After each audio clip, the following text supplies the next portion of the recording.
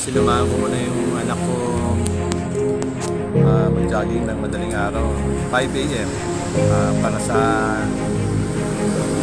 conditioning din ng katawan niya, para preparation para sa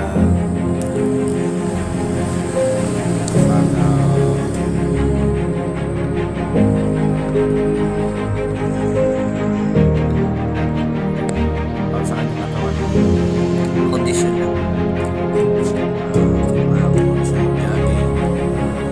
Siguro mga araw-araw.